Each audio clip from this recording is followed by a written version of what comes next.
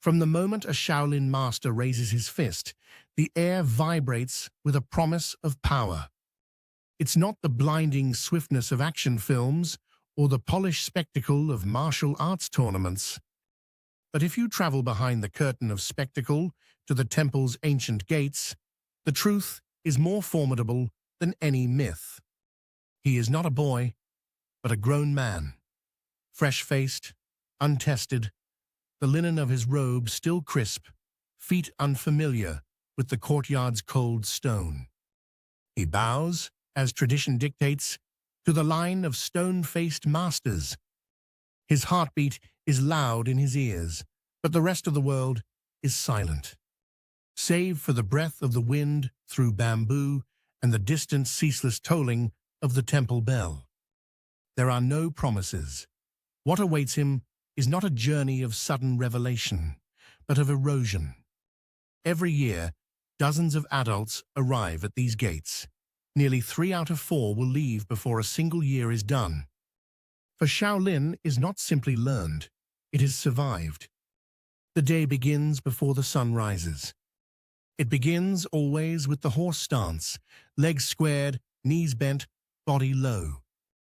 The novice's thighs tremble after minutes, his hips burn after hours. Some will last half an hour. Fewer still will endure until their sweat soaks through their robes. The masters watch, impassive, as he fights to remain upright.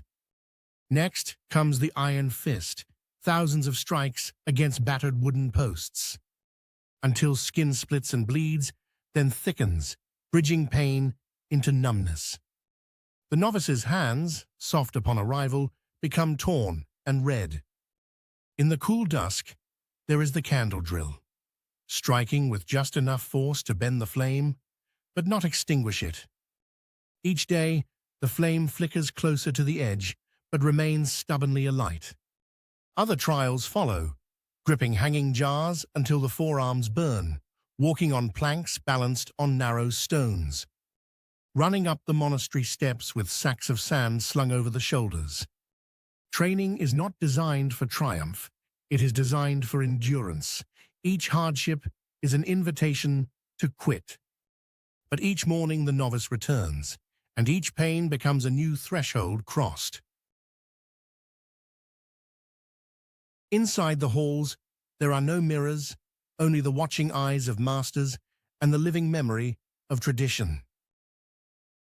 The master gestures, and the lesson shifts from basics to the heart of Shaolin, animal forms. Form in Shaolin is study of nature itself. With the tiger, every movement is rooted and powerful. In the demonstration, a master's hands slash through a plank of cypress, spraying splinters, while his roar echoes. With the crane, the tempo changes. Arms rise in elegant arcs, feet step lightly, balance shifting like carried on the breeze. A sudden snap turns aside a partner's forceful punch. The elegance belies its deadliness. The snake form, silken, precise, teaches the body to coil and uncoil, strikes focused to a single sharp impact. In the courtyard, an apple, impaled cleanly by 2 fingers, is passed from master to student, a challenge and a promise. The monkey form brings chaos. A master leaps, rolls, spins, erratic and unreadable, every limb weaponized. The mantis, finally, is cunning embodied. The hands dart, feint, trap and pull. It is the style of those who win by deception.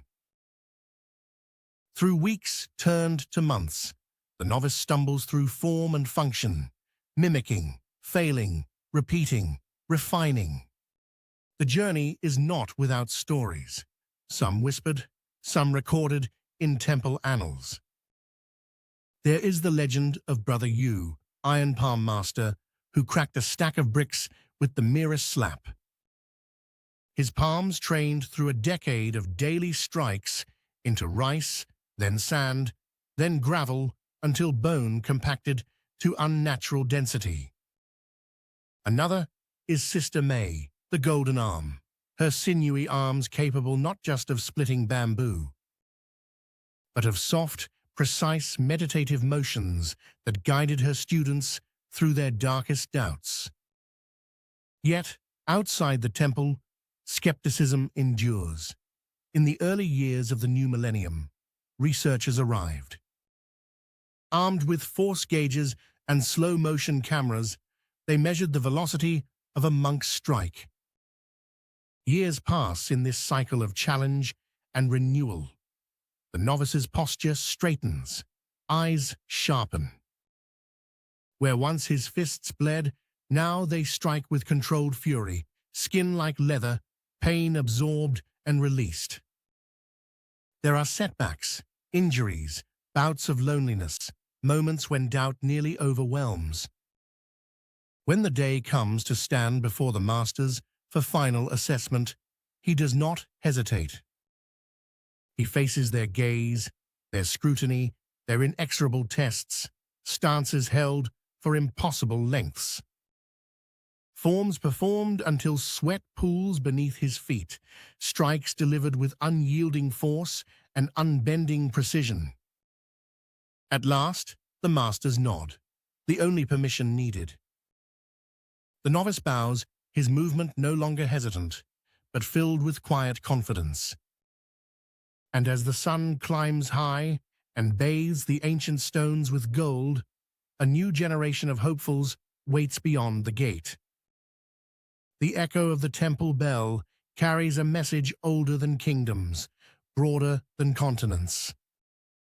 Shaolin Kung Fu is not merely a display of impossible strength, it is a lifelong rewrite of human limits. An unending question whispered through bruised knuckles and steadfast eyes. If he can transform himself through pain, patience, and discipline, then perhaps so could you.